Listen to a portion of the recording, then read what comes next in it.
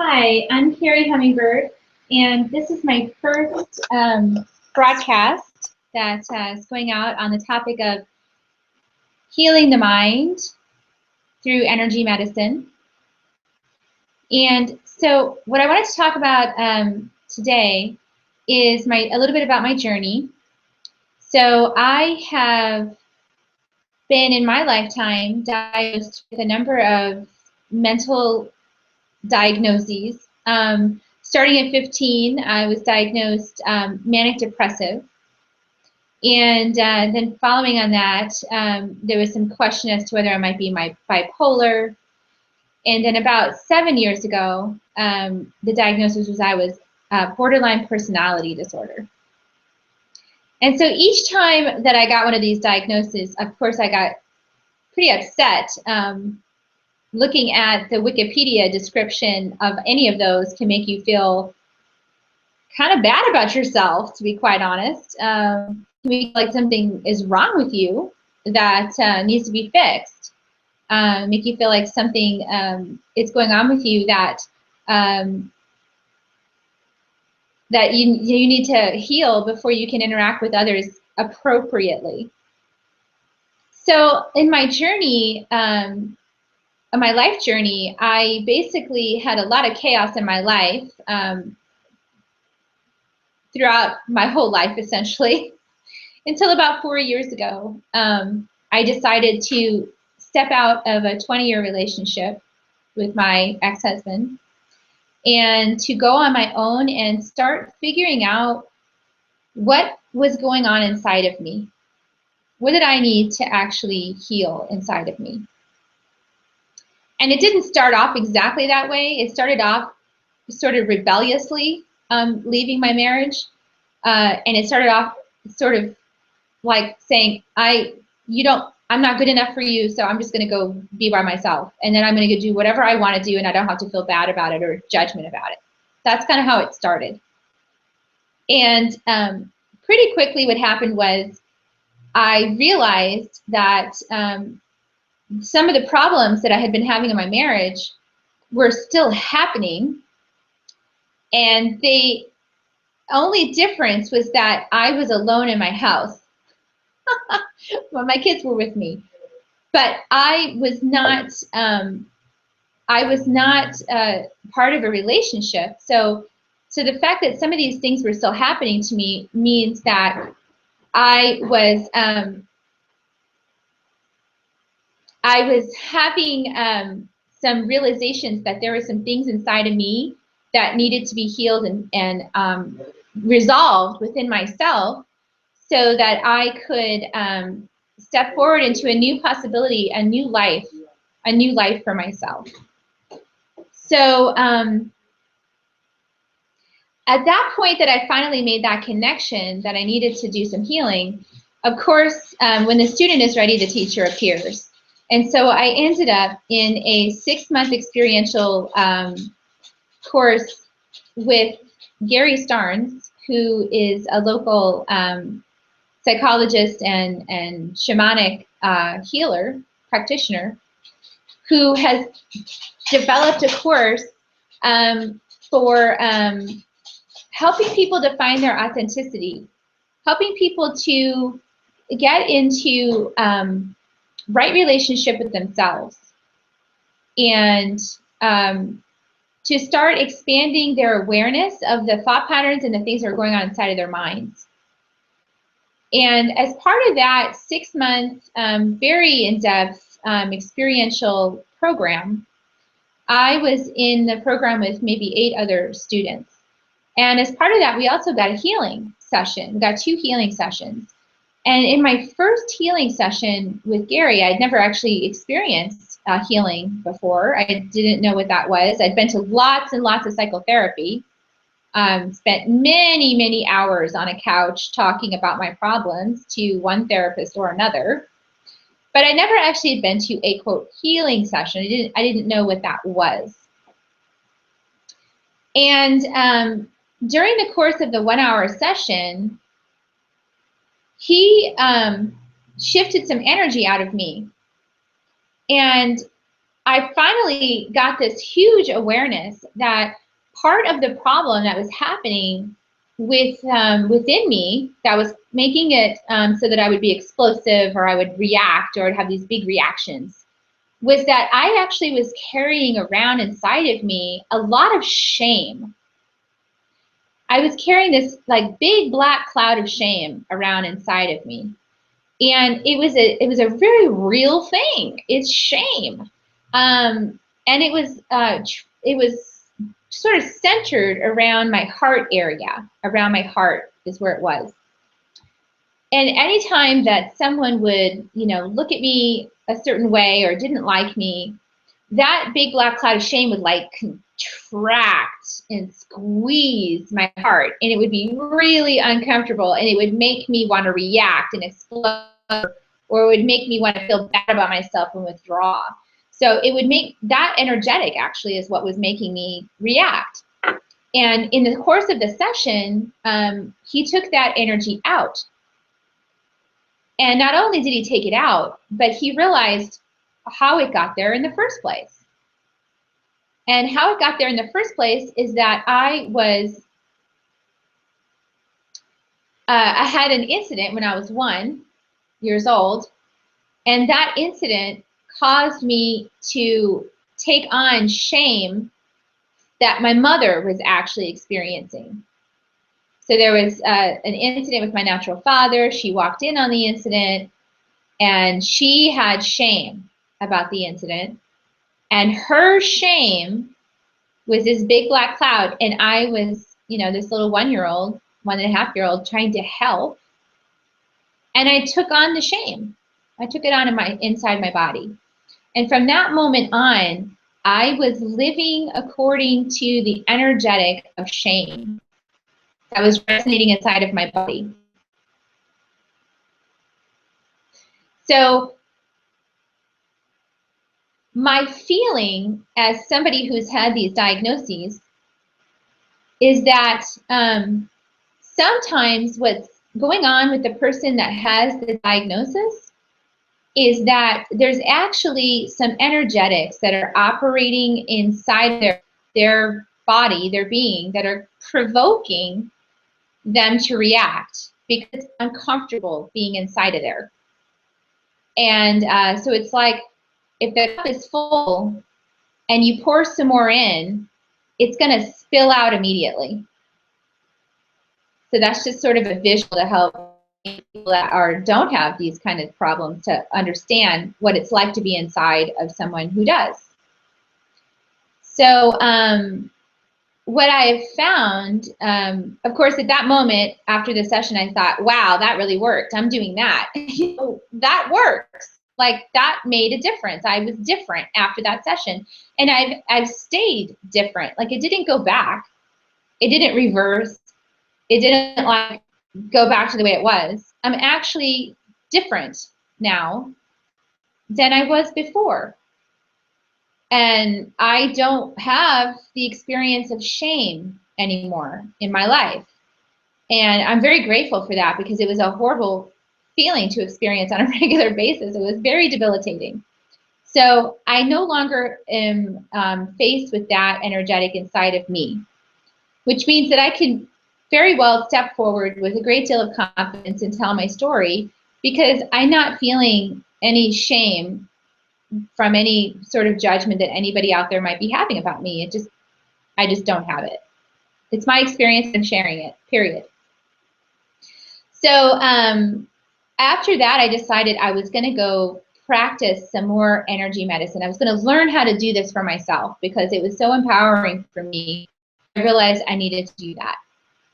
So I ended up, one thing led to another, and I ended up getting hooked in with the Four Winds Society, which is had the Light Body School, which is a creation of Alberto Villoldo. And Alberto Villoldo is a medical anthropologist who studied with the Hero shamans and other indigenous shamans in Peru for 25 years.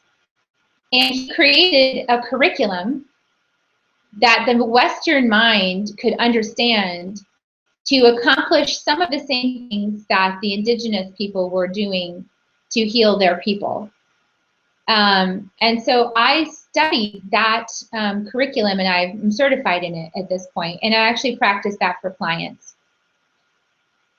What the energy medicine does, from my experience of it, is that it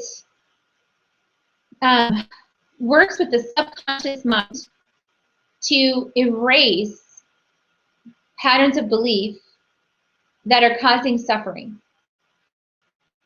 So my understanding is that we're living in a quantum universe, and we're living in a quantum universe, and we're actually not 100% solid the way we feel we are in our physical bodies. We feel like we might be just this physical body, this face, this arm, this leg, this body, the bones. We feel like that is us, but actually the most we are is emptiness, empty space. And the rest of it is this like elaborate fabrication. So we're sort of flitting in and out of a physical state at all times, like, who knows, thousands of times per second. I mean, I'm just guessing. This is complete fabrication on my part, but this is my concept of it, is that we're sort of flitting in and out of this reality. And so then if you can make a change at the subconscious level in the energy body, that invisible energy that we mostly are, if you can make a change in there, then when you come back into the physical, it's permanent. So another little bit of science that they shared with us that I like to think about, is it helps me understand this, is they did some experiments with having a photon light chamber and then putting these beams of light inside the photon light chamber. And with that, all of the light beams were in disarray. They were all pointing whatever way they were pointing, and there was no organization to them. Then they put a little tiny piece of matter in with the light beams.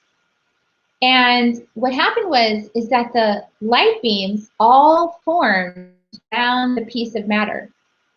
They took shape and they formed around the matter, which the scientists thought, well, that's very interesting. Wonder what happens if we take the matter out.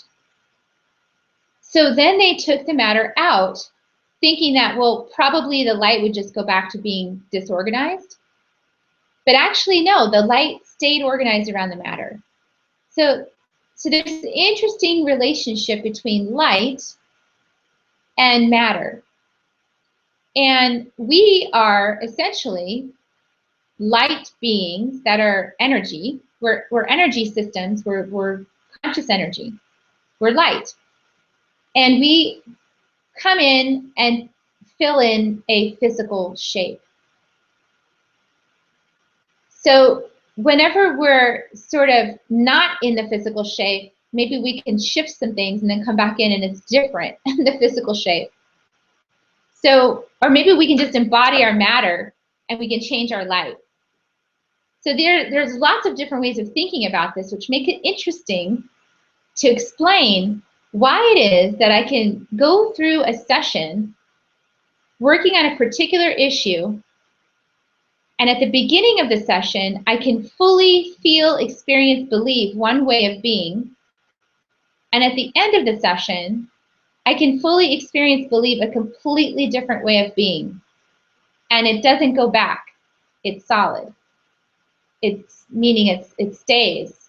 There's no backtracking. There's no like, oh, one step forward, 5 steps back. No, it's like one step forward and then the next step forward. And that's been my experience of the energy medicine, has been that it is pushing me forward step by step by step.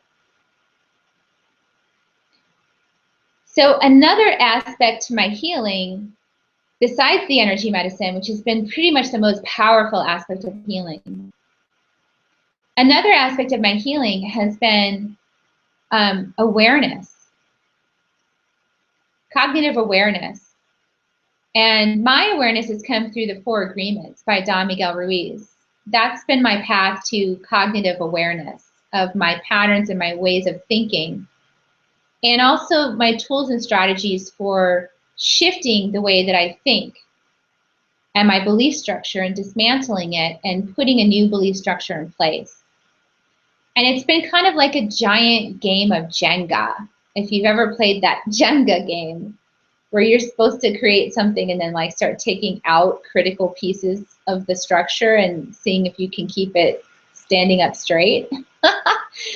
So I've kind of been doing that with myself. I've been taking out critical pieces of the foundation that were put in there when I was 0 to 5 years old based on my experiences that were somewhat traumatic. I've been taking out some of those pieces and then, replacing them with some more stronger, better, more productive pieces. And it's through awareness of my thought patterns. And then it's also through some practices around changing thought patterns that are subconscious and changing them to be more productive thought patterns. So the 4 agreements is how I've done that. I know that other belief systems that would be really similar would be like if you're thinking of Buddhism and meditation, yoga, any practice where you're sort of getting yourself into your body and into the present moment so that you can start having awareness of the underlying thoughts that are running all the time in your subconscious. Those are the ones that are causing the suffering.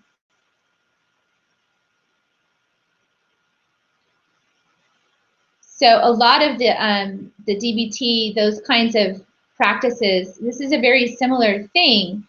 The difference is that what I've been doing is not operating at the level of the mind all the time. Albert Einstein says that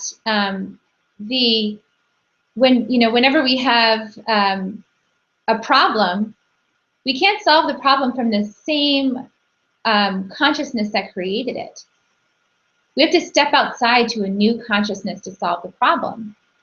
It's sort of like you can't solve the problem from within the matrix that it's living. You have to get outside of that and shift it from outside that structure. So a lot of the practices that I've been working with are things that have helped me get outside of the mind, because the mind was the thing in my case with having these diagnoses. The mind was the thing that was causing the bugs in the system, so to speak. So if we think of our brain as a software system, there's a lot of bugs running around in the system mucking up the works. And with the energy medicine and the Toltec practices and awareness, I was able to have my body and my spirit help me reprogram the mind through the back door, so that then I'm healing the bugs in the system from the larger framework that is outside that software system of the mind. Traditional psychotherapy is just working within the construct of the mind. And if the mind has got some faulty logic, that's a very difficult journey to try to shift the thought processes from within the system that has the buggy software. Like, that is very, very challenging. It's much easier to go in through the back door and change it, reboot the system, and come back different. Then you have a place to work from. So those are kind of 2 different things I've shared with you, which is that sometimes there's emotions that are not ours or that are ours that are causing suffering because it's emotional energy that's trapped in the body and it needs to be removed. Or it's some faulty logic, faulty thought processes that need to be shifted from a level different than the conscious mind. So it can be shifted through the subconscious, and there's lots of strategies out there for doing that, including like hypnosis, and the energy medicine is extremely effective for that, as well as the awareness practices. And then meditation, meditation is relaxing the mind and getting into the body, getting into the breath, getting into different aspects of being that are outside the control of the mind.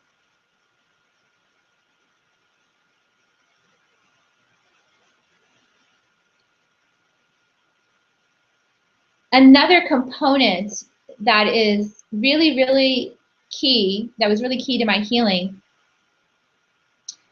was to tackle, and this is a Toltec thing, was to tackle the inner judge.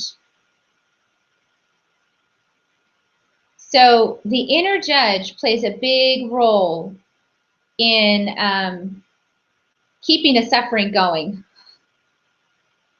The inner judge is the one that keeps torturing you again and again and again for the same mistake. And then that keeps generating more and more toxic emotions that get trapped in the body. And then that creates the condition that the cup is overflowing, and now there's going to be a big reaction when the tiniest little thing happens. So the inner judge needs to be silenced. And my teacher, Heather Ashamar, has given me many useful tools for silencing the inner judge. The most useful, I would say, would be the period. Just put a period on it, because it wants to spin off a story, and it's a run-on sentence, and it could go on for like years in the same story. And so to just keep putting a period on it. My jeans are too tight, period. That was so helpful to me. It's a very simple thing, and it's really helpful to just put the period. My jeans are too tight, period. I'm not going to go into a story about like why I'm so bad or whatever. It doesn't matter. Another aspect that was helpful that I got from my teacher, Heather Ash, was curiosity. So rather than going into judgment, is to go into curiosity. Curiosity is extremely healing, because curiosity opens up the conversation to possibility. Whereas before, the conversation might be centered around guilt, shame, blame. I am bad, and now I'm angry about it.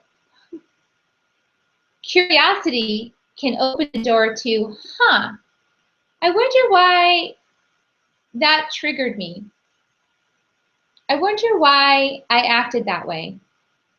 I wonder what is going on under the surface that made me react that way.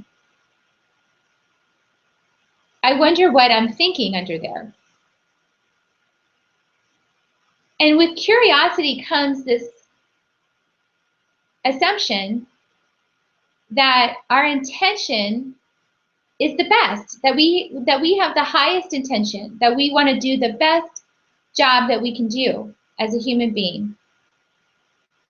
And that assumption is the opposite of what I find when I'm working with people who are feeling that diagnosis. It's almost like the mental health professionals, that whole industry is like saying, well, you have this diagnosis and you're going to be stuck with it because, there's somehow something incurable about you that makes you behave this way that's unacceptable in our society. And so now you've got to be medicated, or you've got to be in therapy the rest of your life, and there's no way of you changing, and you're just broken. Well, that's yucky. Who wants that? Like, nobody wants that. Curiosity leads us to a different place. Curiosity opens us to potential. Curiosity says, I wonder what's embedded in my framework that is causing this reaction. And curiosity says, I wonder if I can shift and change that. And if so, I wonder how. I bet I don't just think of that like that for no reason. I bet that I have a reason for thinking like that. And I bet that I can change it. That's what curiosity says.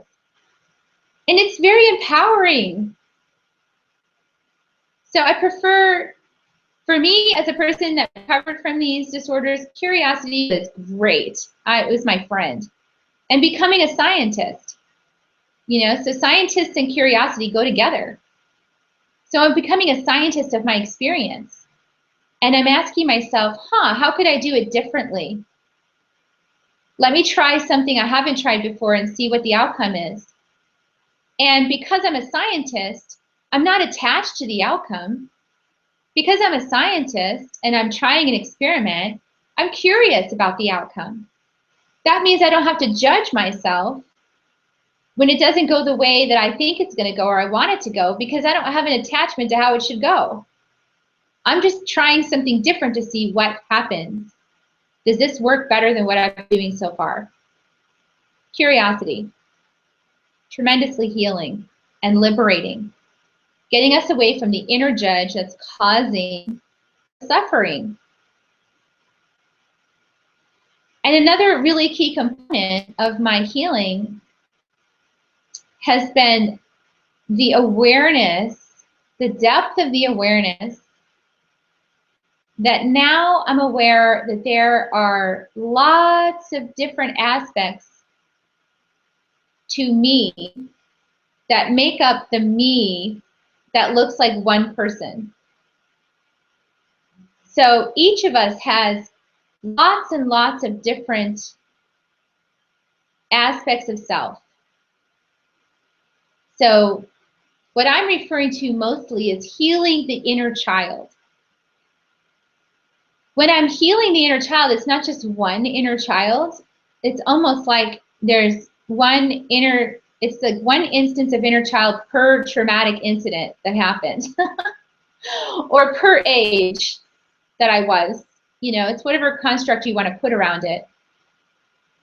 But healing the inner child is really, really key, I believe, because I believe that people that have had these diagnoses probably have a high likelihood of also having had some traumatic experiences in early childhood. So those traumatic experiences in early childhood created a sense of not safe, and a sense of not okay, and a sense of probably not wanted, not loved, not appreciated, not. And so the inner child, as an adult now, we can go back and heal the inner child within us. And there's some strategies around doing that. There's some practices around doing that I've learned as part of my coaching program with Heather Ashamara.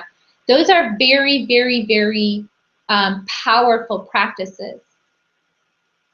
One of the things that I've learned through my process is that time is not static, time is dynamic, and time is not linear.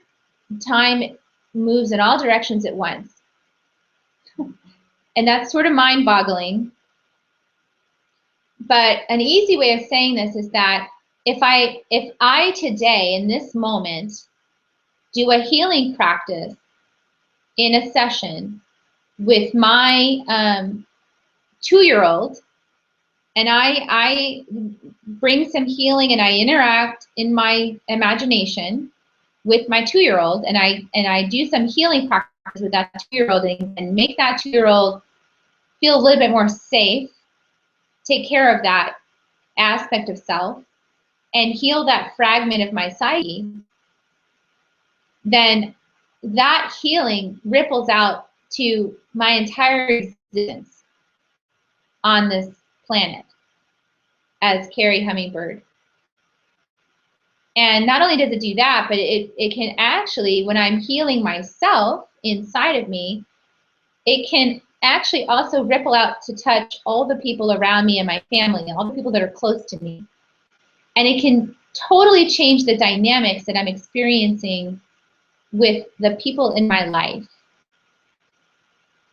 And it can change the dynamics I'm experiencing with the people in my life without me even having a conversation with them about a particular incident where there was trauma.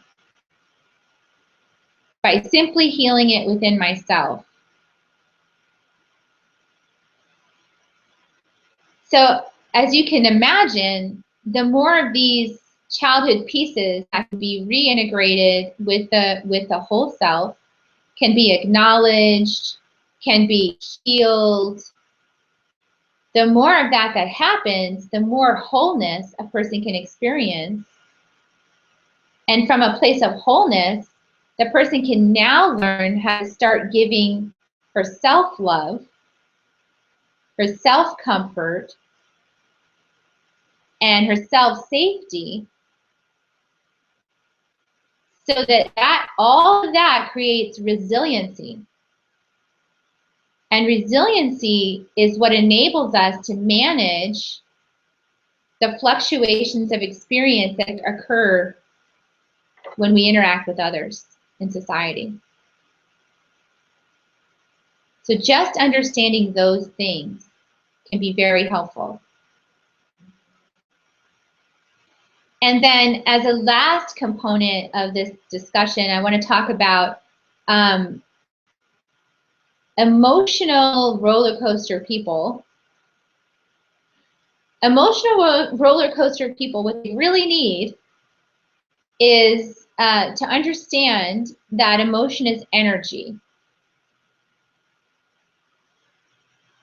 And some people have a bigger pipeline of energy than other people. And so people with big energy pipelines can run a lot of energy. And they can have a very big dynamic spread in the experience of emotion that they can have. So they can have really big highs and really low lows because of the amount of energy that's running through the pipeline. If you can learn how to manage the energy, because we are electrical systems, that's what we are. We are conscious energy. We're electrical conscious energy that's inside of a physical body. If you can learn how to manage the electrical system, you can learn how to run the energy consistently so that you don't get fried out and experience those really low lows. So you can learn how to manage the energy so that you can have a more consistent relationship with your emotional experience. So if you think about it, every electrical system I know of needs a grounding wire to stabilize it. We are the same. So grounding meditations, that's why they're important, because they help you ground your energy so that you don't get fried by the amount of energy that's going through your system.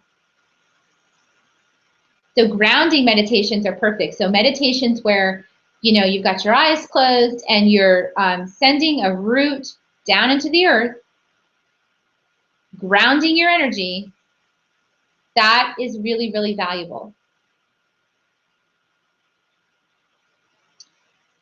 And then hand in hand with grounding energy to help you stabilize how the energy is running is shielding your energy. Shielding helps you have some control over the kind of energy from other people that is able to infiltrate your space. So one of the big things for me in my journey was realizing that I didn't know where I started and other people ended. Or other people, I didn't know where I ended and other people started. Exactly, it's all confused. I didn't know where my boundary was. I didn't have a boundary. And, you know, that's sort of the definition of borderline, right? Is well, you don't have any boundaries. Exactly. It's in the vernacular. You don't have a boundary. So, but nobody tells you how to get one. So there actually is a real boundary. It's called your energy body. And when you can experience, as I did in school, with the four winds, when you can experience your energy body versus another person's energy body, your mind makes a connection. It says, ah, that's me and that's them. I got it. Great. I know where I am. Once you know where you are, you can shield that energy body. You can protect it. You can set conditions on the kinds of energy that you'll allow into your space. You can cultivate a strong boundary that defines your space on this planet. That's a really useful thing for someone with this kind of diagnosis. It's incredibly helpful and important. And that's something I got from my energy medicine training. And that's something I firmly believe that we should start teaching kids in school. Where's your energy versus someone else's energy, and how do you shield yourself from their negative energy so that you're only holding positive energy? Now, of course, it's still your job to manage your negative energy and to process that. But at least we're not also taking on, the negative energy of every person we ever encounter, because that's going to make your cup overfloweth with negative energy. And then when something happens to tip it over, you're going to erupt.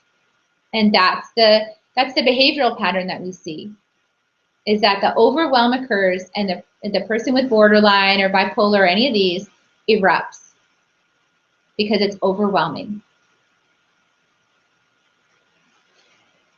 So to recap, we talked about how the energy medicine is useful for shifting stagnant, unproductive emotion that belongs to you or doesn't belong to you, belongs to somebody else, out of your system, number one.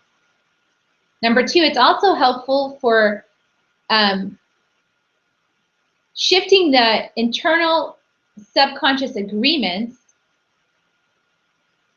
that by which we are experiencing life, those internal agreements, sending experiences our way that then further validate our experience of life.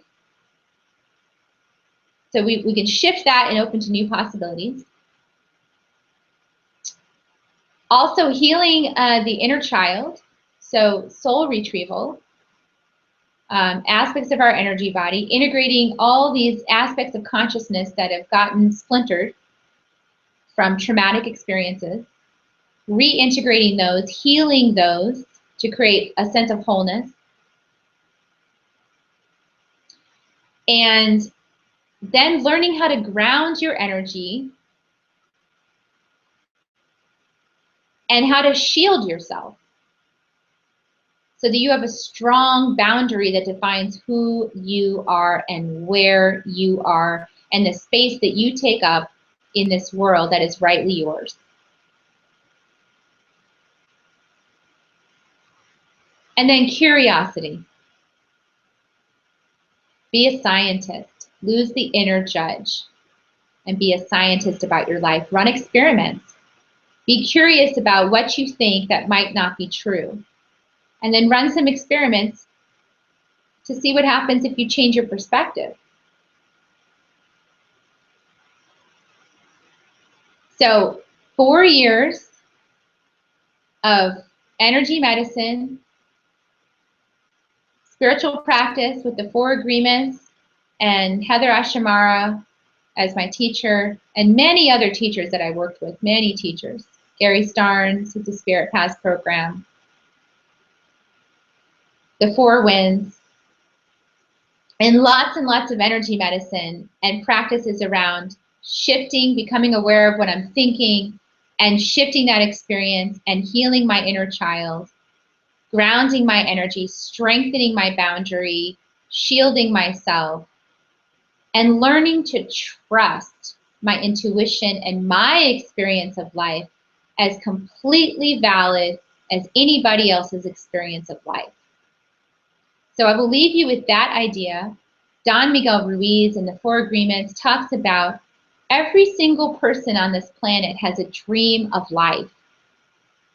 And that dream of life is guided by their experiences, their perceptual filters, their training, their culturalization, by their family, by their community. And every single one of those dreams of life is perfectly valid. So to become curious about what life do you want to create and how can you create it for yourself, and to open to possibility. Those are the pathways to healing.